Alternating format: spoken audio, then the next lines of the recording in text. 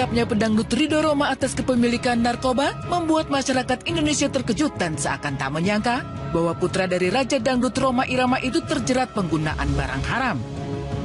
Pesona Ridho yang tampan, ramah, dan menawan, serta selalu menjadi idola wanita mulai dari remaja hingga ibu-ibu, seakan lenyap dan terhempas begitu saja ketika dirinya dibekuk oleh kepolisian di sebuah hotel di Bilangan dan Mogot, Jakarta Barat, Sabtu dini hari 25 Maret 2017.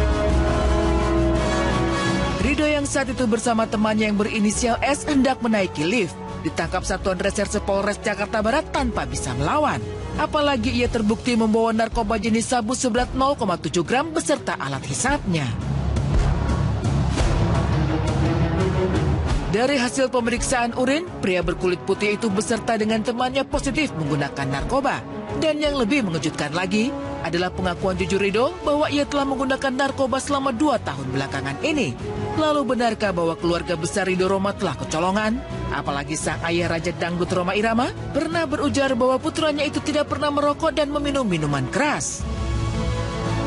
Oke, terkait Ridho, tentunya saya merasa prihatin, merasa sedih, merasa hancur hati saya. Kenapa? Karena Ridho ini korban narkoba yang ke-10 juta sekian mungkin ya. Dan di sisi lain dengan adanya Ridho, saya semakin concern untuk memberantas narkoba. Karena narkoba ini sudah menjadi musuh bangsa, kita sudah darurat narkoba. Dan ini saya tidak melihat lagi bahwa ini business oriented. Ini sudah proxy war. Bahwa ada tujuan-tujuan menghancurkan bangsa ini. Karena begitu masif masuknya narkoba ini. Bayangkan saja di Tiang Pancang itu, di mana itu di tanah reklamasi, ternyata berton-ton narkoba masuk ke Indonesia. Saya rasa ini not just for business only. Ini ada tujuan-tujuan yang memang mau menghancurkan bangsa kita. Follow the Moskwa down to Gonky Park. Sebagai seorang ayah, tentu saja Roma merasa sangat terpukul dan kaget dengan apa yang terjadi pada putra yang selama ini ia banggakan. Bahkan dikadang-kadang menjadi penggantinya di dunia tarik suara. Namun tak ingin larut dalam kesedihan, Roma memilih menjadikan kasus yang menyeret putranya dalam pusaran barang haram narkoba itu sebagai motivasi bagi dirinya dan juga memotivasi Ridho untuk berhenti berurusan dengan barang haram bernama narkoba. Oleh karena itu, dengan Ridho terkena narkoba, saya semakin termotivasi untuk sama-sama BNN dan seluruh komponen bangsa berperang melawan narkoba. Ya artinya, kenapa? 2 kemenakan saya sudah meninggal dunia akibat narkoba. Jadi narkoba ini, menurut BNN, setiap hari itu 50 orang meninggal dunia. Jadi ini sudah bukan hal yang kecil, hal yang main-main. Kita seluruh komponen bangsa harus betul-betul bergerak, berjuang melawan narkoba. Di sisi lain, pria yang diberi julukan Raja Dangdut itu yakin bahwa putranya hanya sebatas pengguna narkoba, bukan pengedar.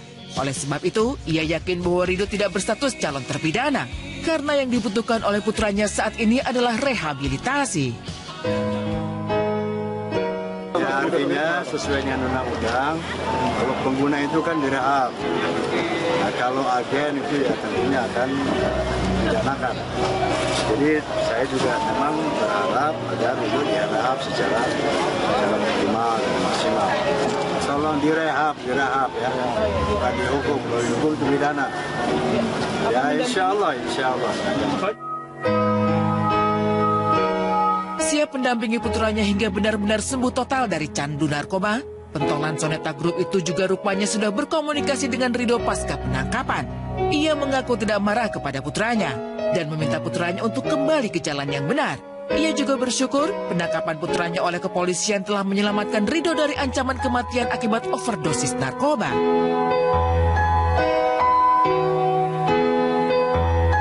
Malam saya datang ke sana, bertemu dengan Ridho. Ya itulah artinya saya katakan bahwa jadikan ini yang pertama dan terakhir. Jadikan ini pelajaran yang berharga, dan Papa tidak marah sama kamu, tapi Papa marah sama produsen dan bandar narkoba. Tolong bantu Papa untuk melawan narkoba. Jadi sadarkan diri kamu, bangkit lagi melawan narkoba. Ya, artinya dia minta maaf, menyesali itu, dan ini akibat pengaruh pergaulan di era IT, di era modern ini. Itulah artinya. Mudah-mudahan ya Ridho tidak menjadi pelajaran besar. Dan saya masih bersyukur ya, Ridho tidak OD. Karena berapa banyak anak bangsa kita ini sudah jutaan yang mati karena narkoba.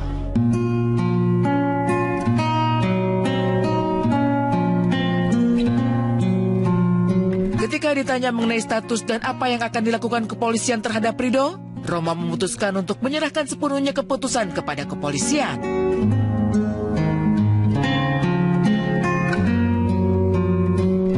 Itu tugas kepolisian lah.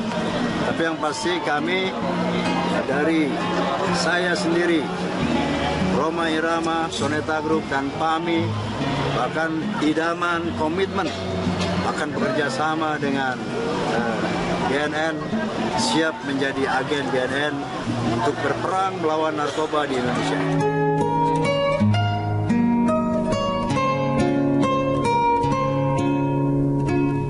Selain sang ayah yang dibuat kaget dan terpukul, kakak tertua Ridho Roma, Debbie Vermasari, juga menjadi salah satu orang yang paling terpukul dan tidak percaya bahwa sang adik telah menjadi pengguna narkoba selama 2 tahun. Keluarga seakan tak percaya dengan keseharian Ridho yang tidak merokok dan selalu terlihat sehat, ternyata selama ini mengkonsumsi narkoba. Ketika ditemui awak media kemarin, Minggu 26 Maret 2017, saat menjenguk Ridho di Polres, Debbie mengaku sudah bertemu Ridho meski belum bisa berbicara banyak dengan adiknya itu. May it be an evening star shines down upon you. Tapi ya sudah harus kita lalui, kan harus dihadapi. Yang namanya ibu ya. Iya, doain aja. Enggak lah, ya pasti dia butuh support dari keluarga, dan keluarga akan selalu mendoakan, mendampingi, dan ini ada hikmah dan masih bisa daya untuk memperbaiki dan bisa berkreativitas lain. Udah semalam, tapi hari ini sedang persiapan acara Soneta nanti malam di Ancol. Kita doanya aja ya. Ya, saya mohon doanya semoga bisa diselesaikan dengan baik. Saya nggak bisa komen apa-apa gitu. Saya juga masih shock sih sebenarnya.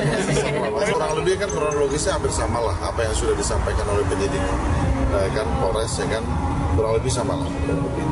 Kita tunggu 1-2 hari ke depan ya. Kita tunggu 1-2 hari ke depan sampai supaya keadaannya Ridho udah mulai bisa lebih komprehensif, bisa lebih lengkap, yang progresnya seperti apa nanti. Ya artinya masih dalam proses penyidikan. Ya kan pengembangan masih dalam proses penyidikan.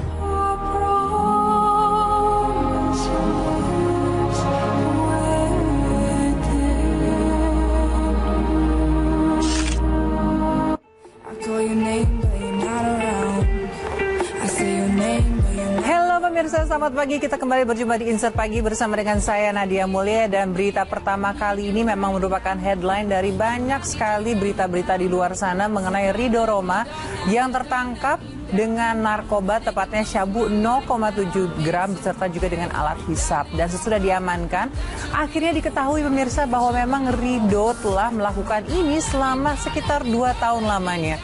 Padahal kalau kita melihat Ridho Roma di berita, kan beritanya seputar karirnya dia, prestasinya dia di dunia musik juga, dan kemudian di dunia acting, dan juga Ridho Roma dengan upayanya untuk menurunkan berat badan. Ya kan pemirsa, kita melihat dia jaga makan, olahraga, memang sih kurus, tapi ternyata kurusnya bukan karena itu ya pemirsa ya.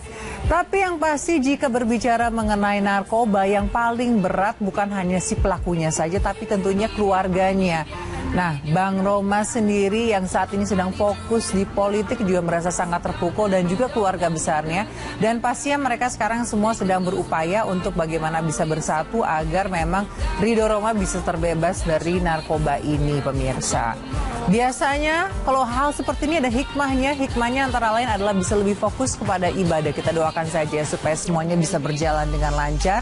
Supaya nantinya bisa seperti Syahrini yang berangkat umroh tidak hanya sendiri, tidak hanya berdua, tidak hanya bertiga, tapi ber-18 pemirsa.